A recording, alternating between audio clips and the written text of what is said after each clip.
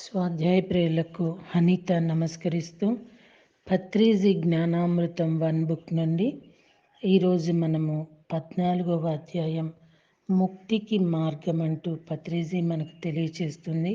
తెలుసుకుందామా?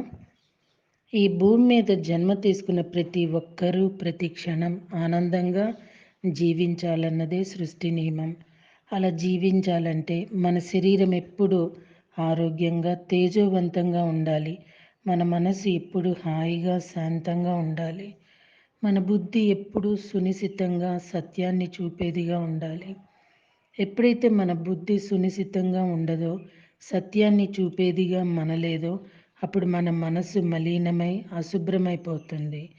అలా మలినమైన అశుభ్రమైన మనసు యొక్క ప్రభావం మన శరీరంపై పైపడి అది అనేక రోగాలకు నిలయంగా మారి మనకు అనేక దుఃఖాలను కలుగజేస్తుంది. జన్మ జన్మలుగా జరుగుతున్న తంతు ఇదే. ఇలాంటి అనేక జన్మల యొక్క దుఃఖాల బారి నుంచి మనం తక్షణం విడుదల కావాలి. ఆ విడుదలనే ముక్తి అంటాము. ముక్తి అన్న, మోక్షం అన్న, నిశ్రేయస్సు అన్న, సాల్వేషన్ అన్న, అపవర్గం అన్న అర్థం విడుదల కావటం. శారీరకమైన రోగాల నుంచి విడుదల కావాలి. మానసికపరమైన రుగ్మతల నుంచి విడుదల కావాలి. బుద్ధిపరమైన మాంద్యం నుంచి విడుదల కావాలి. మరి ఇవన్నీ కూడా శాశ్వత ప్రాతిపదికన జరగాలి. అలాంటి శాశ్వత ముక్తి మాత్రమే దుఃఖంలో పడి కొట్టుకుంటున్న మనల్ని జన్మ పరంపర చట్రంలో నుంచి బయటికి తీయగలుగుతుంది. ప్రాచీన భారత ఆధ్యాత్మిక సంప్రదాయానికి చెందిన సాంఖ్యయోగంలో కపిల మహర్షి త్రివిధి దుఃఖ అత్యంత నివృత్తి అత్యంత పురుషార్థం అన్నారు. అంటే చతుర్విధ పురుషార్థాలైన ధర్మ అర్థ కామ మోక్షాల్లోని 4వ పురుషార్థమైన మోక్షం అన్నది మనల్ని త్రివిధ దుఃఖాల నుంచి పూర్తిగా విడుదల చేస్తుంది కనుక అదే అత్యంత శ్రేష్టమైన పురుషార్థమని వారి ప్రబోధం. భగవద్గీతలో శ్రీకృష్ణ పరమాత్ముల వారు కూడా నిస్త్రే గుణోభవ అర్జున అన్నప్పుడు, అర్జున నువ్వు 3 గుణాలతో కలిసి ఉన్నావు కనుక ముందు గుణాతీతుడివిక. తమో గుణం నుంచి విముక్తి పొందు, రజోగుణం నుంచి విముక్తి పొందు, సాత్విక గుణం నుంచి కూడా విముక్తి పొంది గుణాతీతుడివిక. అప్పుడే నువ్వు 3 రకాల దుఃఖాల నుంచి బయటపడతావు అంటూ అర్జునుడి ద్వారా సకల మానవాళికి దివ్య సందేశాన్ని ఇచ్చారు. మనమంతా కూడా 3 రకాల దోషాలతో కూడిన దుఃఖాలంటే శారీరక పరమైన తమోగుణ దోష దుఃఖాల నుంచి, మానసిక పరమైన రజోగుణ దోష దుఃఖాల నుంచి, మరి బుద్ధిపరమైన సత్వగుణ దోష దుఃఖాల నుంచి బయటపడాలి. శారీరకమైన దుఃఖాలంటే తలనొప్పి నుంచి క్యాన్సర్ వరకు వచ్చే రోగాలు. మానసిక పరమైన దుఃఖాలంటే ఆత్మహత్య చేసుకోవాలనుకోవటం, మరి ఎవరైనా అవమానిస్తే కృంగిపోవటం. బుద్ధిపరమైన దుఃఖాలంటే ఏకాగ్రత శక్తి, జ్ఞాపక శక్తి లోపంతో బాధపడటం. జీసస్ క్రైస్ట్ కూడా దేవుని రాజ్యం వెతకండి, ఆ యొక్క ధర్మంలో జీవించండి, అప్పుడు మీకు కావలసినవన్నీ వస్తాయి అని సెలవిచ్చారు. కావలసినవి అంటే శరీర ఆరోగ్యము, మానసిక ప్రశాంతత, బుద్ధి సునిశిత. గౌతమ బుద్ధుడు ఈ ముక్తిని నిర్వాణం అని తెలుపుతూ ఇందులో మళ్ళీ 3 దశలు ఉన్నాయి అని చెప్పాడు. నిర్వాణం, పరినిర్వాణం, మహాపరినిర్వాణం. నిర్వాణం మనం మన సొంత జీవితంలో శారీరక పరమైన దుఃఖాలు ఏవీ లేకుండా, మానసిక పరమైన దుఃఖాలు ఏవీ లేకుండా, బుద్ధిపరమైన అస్పష్టతలు ఏవీ లేకుండా ఉండటం.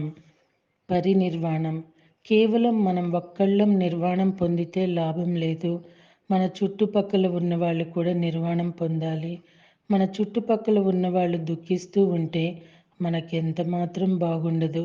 పైగా వాళ్ళంతా దుఃఖంతో ఉంటే వాళ్ళ దుఃఖం అంటువ్యాధిలా మారి మన దుఃఖంగా పరిణమిస్తుంది. కనుక మనం మన చుట్టుపక్కల వాళ్ళ దుఃఖరాహిత్యం కోసం కూడా పాటుపడాలి.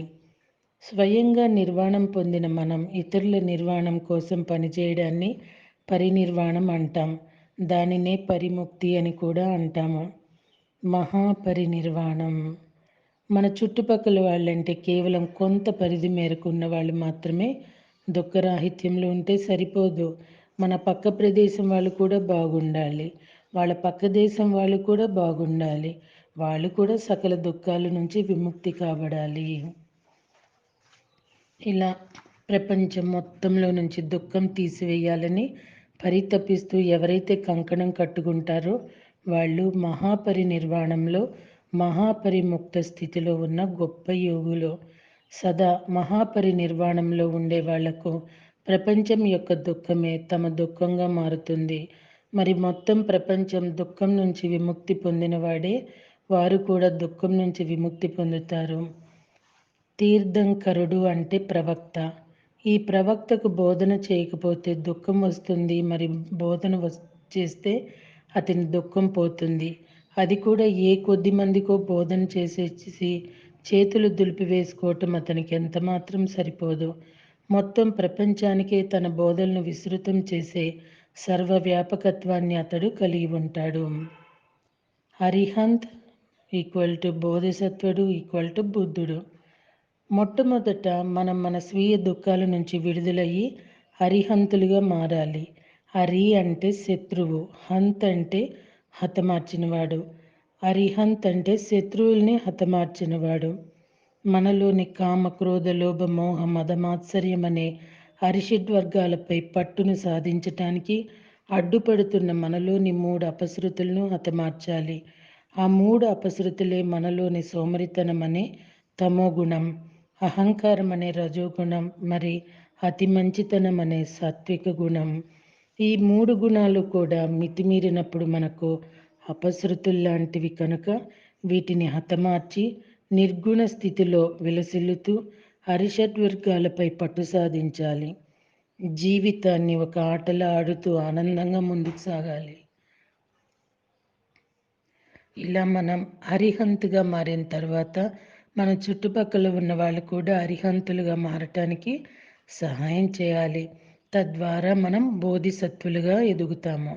బోధిసత్వులుగా ఎదిగాక ప్రపంచంలో ఉన్న అరిహంతులందరినీ బోధిసత్వులుగా మారేటట్లు మార్గదర్శనం చేస్తూ వారందరి ఆత్మోన్నతికి కూడా సహాయపడుతూ ఉండాలి.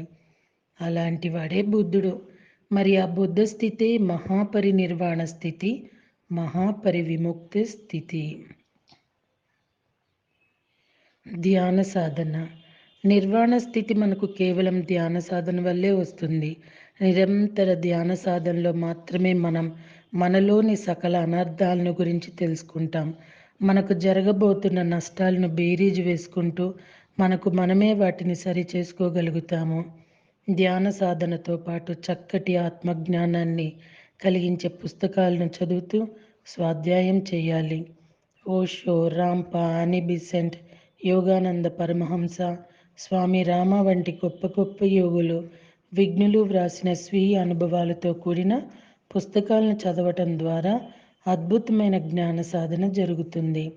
అలా ధ్యాన జ్ఞాన సాధనలు చేసే వారితో నిరంతరం మెలుగుతూ సజ్జన సాంగిత్యం చేయాలి.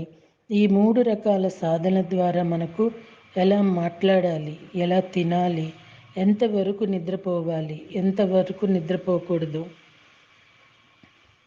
ఎలా ఆలోచించాలి, ఎలా ఆలోచించకూడదు, కుటుంబంలో మరి సమాజంలో ఎలా జీవించాలి, ఎలా జీవించకూడదు అన్న విషయాలన్నిటిపై ఆధ్యాత్మికపరమైన అవగాహన వస్తుంది. ఈ 3 రకాల సాధనల వల్లనే మన శరీరం నుంచి అన్ని రకాల రుగ్మతలు దూరమవుతాయి. తలనొప్పి మొదలుకొని క్యాన్సర్ వరకు ఏ రోగాలు ఎప్పటికీ రావు. ఎందుకంటే రోగాలకు కారణభూతమైన అపరిశుభ్రమైన నాడీ మండల వ్యవస్థ అంతా కూడా ధ్యాన, స్వాధ్యాయ, సజ్జన సాంగీత్యం సాధనల వల్ల పరిశుద్ధం కాబడుతుంది. పూర్వజన్మ కృతం పాపం వ్యాధి రూపేణ పీడితే అన్నట్లు మనం అనేక జన్మల నుంచి మోస్తున్న కర్మ ఫలితాలని అప్పుడప్పుడు శారీరక వ్యాధుల రూపంలో బయటకు వస్తుంటాయి. అవన్నీ కూడా ధ్యాన శక్తి వల్ల ప్రక్షాళనం అయిపోతాయి. మానసిక ప్రశాంతత చేకూరడం ద్వారా అన్ని రకాల మానసిక రుగ్మతల నుంచి బయటపడి మానవమానాలను సమంగా స్వీకరించే ఆది మానస స్థాయికి మనం చేరుతాం. మన గత జన్మల సమాచారం అంతా కూడా అద్భుతంగా మన కళ్ళ ముందే సాక్షాత్కరించటంతో ఆత్మసత్యాన్ని అవగతం చేసుకుంటాము.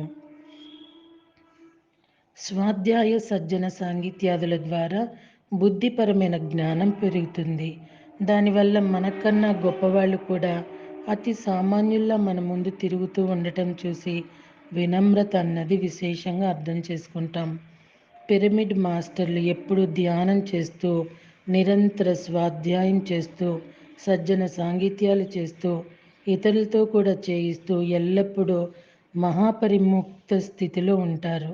ఇలా ఈ భూమి మీద పుట్టి తమ పనిని సంపూర్ణంగా పూర్తి చేసుకునే వాళ్ళకి ఇక మళ్ళీ పుట్టాల్సిన అవసరం ఉండదు.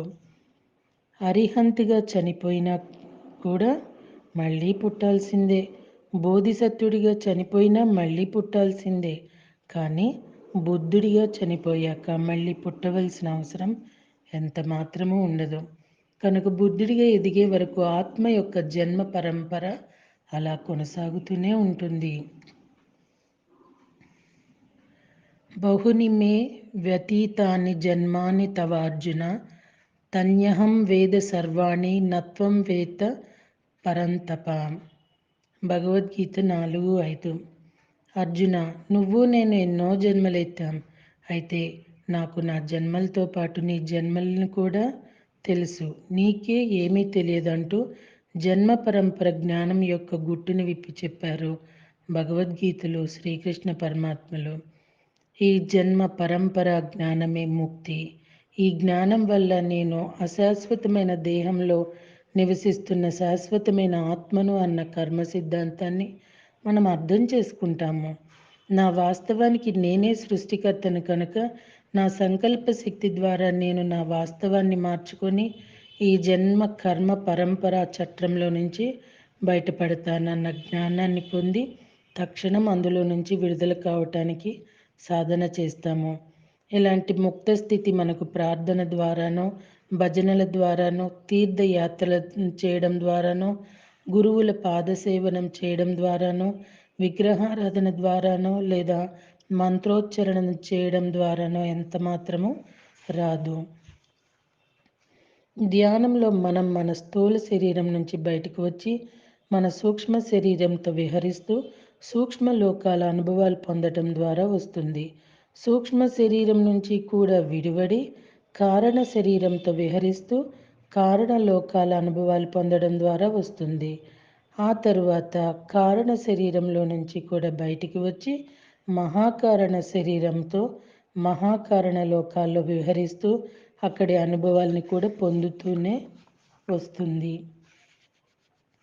మహాకారణ లోకాల్లో మాత్రమే మనకు ఈ సృష్టి యొక్క పూర్ణ రచనా స్వరూపం అనుభవపూర్వకంగా అవగతం అవుతుంది. ఇంత తతంగం జరిగితే కానీ మనకు ముక్తి స్థితి లభించదు. కనుక నేను కేవలం శరీరాన్ని మాత్రమే అనుకుంటూ హే భగవాన్ నాకు మోక్షాన్ని ఇవ్వు అని అడగటం మూర్ఖత్వం అనిపించుకుంటుంది. అసలు అలా అడగగానే ఏదైనా ఇచ్చేయడానికి ఏ దేవుడు దిగిరాడు. నన్నెవరో పుట్టించారు, నాకెవరో మార్గం చూపిస్తారు, నన్నెవరో కాపాడుతారు, నా స్థితికి తల్లిదండ్రుల్లో దేవుడో కారణం అనుకున్నంత కాలం మనం దుఃఖంతో కూడుకున్న బంధంలోనే ఉంటాం. ముక్త స్థితిలో ఉన్నవాళ్ళు తమ మీద తాము అసలు జాలి పడరు, మరి ఇతరుల మీద కూడా జాలి పడరు. ఎవరికి ఏం కావాలో ఇవ్వడంలో నిమగ్నమవుతూ తమ తమ కర్తవ్యాలను తాము నిర్వర్తిస్తూ ఉంటారు. జాలి పడటం అన్నది మన సమయంతో పాటు ఇతరుల సమయాన్ని కూడా వృధా చేస్తుంది. కనుక ఒక మాస్టర్ ఇతరుల పట్ల జాలి పడుతూ ఉండటం మాని ఊరికే ఎందుకు బాధపడతావు, ఊరికే ఎందుకు ఆలోచిస్తావు, కళ్ళు మూసుకొని శ్వాస మీద ధ్యాస పెట్టి ధ్యానం చేయి, చక్కగా చిత్తవృత్తి చేసుకొని విశ్వశక్తిని ఆవాహన చేసుకో, పిరమిడ్ శక్తిని ఉపయోగించుకో, ఫలానా పుస్తకం చదువుకో అంటూ వారిచే సరి అయిన సాధన చేయిస్తాడు. అయ్యో అలా అయ్యిందా, అలా కాకూడదే అంటూ అపక్వమైన మాటలు ఎప్పుడూ మాట్లాడు. నోట్లో నుంచి ఒక్క మాటైనా అపక్వంగా వచ్చిందంటే వాడికి ముక్తి స్థితి లేదన్నమాట. అలాగే ఇతరులు కూడా అశాస్త్రీయమైన అపక్వమైన మాటలు మాట్లాడుతూ ఉంటే వింటూ ఊరుకున్నవాడు కూడా తనకు తానుగా ముక్తి స్థితిలో ఉన్నప్పటికీ పరిముక్తి స్థితికి ఎదగనట్లే. సంఘంలో కుళ్ళు ఎలా ఉంటే నాకెందుకులే, నా వరకు నేను ముక్త స్థితిని పొందేశాను కదా అనుకుంటే వాడు ఎప్పటికీ పూర్ణ దుఃఖ రాహిత్యాన్ని పొందలేడు. పరిముక్తి మహాపరిముక్తి పొందే వరకు అతడు మళ్ళీ మళ్ళీ జన్మలు తీసుకోవలసిందే. కుళ్ళుని ఎప్పటికప్పుడు కడిగి వేస్తూనే ఉండాలి. ఎవరైనా పనికి మాలిన మాటలు మాట్లాడుతూ ఉంటే దయచేసి నోరు మూసుకొని మౌనంగా కూర్చొని ధ్యానం చెయ్యని చెప్పాలి. మాంసాహార భక్షణ చేస్తుంటే అది అనాధ్యాత్మికం మరి అశాస్త్రీయం అని చెప్పాలి. చెప్పినా వినకపోతే వాడి కర్మ. తెలిసినా మనం నోరు విప్పి చెప్పకపోతే అది మన కర్మ. ముక్తాభిమాని ముక్తో హి బద్ధాభిమాని కిం వదంతిహ సత్యం యామతి స గతిర్భవేత్ అని అష్టవక్రుడు చెప్పినట్లు, అంటే ముక్త స్థితిని అభిమానించేవాడు శాస్త్రీయమైన పద్ధతిని అనుసరిస్తే ముక్తుడవుతాడు. బంధాన్ని అభిమానించేవాడు బద్ధుడే అవుతాడు. యా మతి సా గతిర్భవేత్, మన మతిని బట్టి మన గతి ఉంటుంది అన్న దానిని ఎరుకలో ఉంచుకొని ఇప్పుడేం చేస్తాంలే అనుకోకుండా తక్షణం ముక్త స్థితి కోసం సాధన చేయాలి, పరిసాధన చెయ్యాలి, మహాపరిసాధన చెయ్యాలి అని చెప్తున్నారండి పత్రిజీ. ఇక్కడ సార్ ఒక మనకి మెసేజ్ ఇచ్చారు. చాలామంది ధ్యానం చేయమంటే అదేదో టైం వేస్ట్ వ్యవహారంలా తలిచి మీరు కూడా గంటలు గంటలు ఎందుకు ధ్యానం చేస్తారు, మీకేమన్నా పిచ్చి పట్టిందా అని తిడతారు. నిజానికి ధ్యానం చేసి నేను నాకు ఉన్న పిచ్చిని వదలగొట్టుకున్నాను. అలాగే ఈ ప్రపంచంలో అందరూ ఏదో ఒకానొక రోజు ధ్యానం చేసి తమ పిచ్చిని వదలగొట్టుకోవలసిందే అని చెప్తున్నారు బ్రహ్మర్షి పత్రిజీ. నిజం చెప్పాలంటే మాస్టర్స్, ధ్యానానికి మించిన ఒక అల్టిమేట్ గిఫ్ట్ భగవంతుడి నుండి మనకి లభించింది మరొకటి లేదనే చెప్పాలి. ఈరోజు నాదొక చిన్న అనుభవం మీతో పంచుకుంటున్నాను. విపరీతమైన బాడీ పెయిన్స్ వస్తూ ఉంటుంటే కూర్చొని ధ్యానం చేశాను. నిజంగా నాకే చాలా ఆశ్చర్యం అనిపించిందండి. ఈ ధ్యానంలో కూర్చున్న 1 మినిట్కి అలా ఏంటో ఒక చేత్తో తీసినట్టుగా పెయిన్స్ అన్నీ పోయి ఎంతో హుషారు అనిపించింది. ఈ అనుభవము అనుభూతి పొందిన వాళ్ళకే ధ్యానం యొక్క విలువ తెలుస్తుంది. కానీ meditation is only the medicine for each and everything అనేది మాత్రం నాలాంటి వాళ్ళు ఎంతోమంది జీవిత అనుభవాలు అని చెప్పక తప్పదండి. సో మీరు ధ్యానం చేస్తూ మరింత మందితో ధ్యానం చేయిస్తే పత్రిజీ చెప్పినట్టుగా దుఃఖం అనేది మనకి పక్కన అట్లట్లా ఈ ప్రపంచమంతా పోవాలి అని కోరుకోవటమో ఎంత గొప్పతనమో, ఆ దుఃఖం పోవటానికి కారణమైన ధ్యానాన్ని అందించడం కూడా మహాముక్తి పొందటమే అవుతుంది, కాదంటారా? రేపటి రోజు నుండి అభ్యాసం మరి వైరాగ్యం అంటూ చెప్తున్నారు. తెలుసుకోవటానికి ఆసక్తిగా ఎదురు చూద్దామా? Thank you.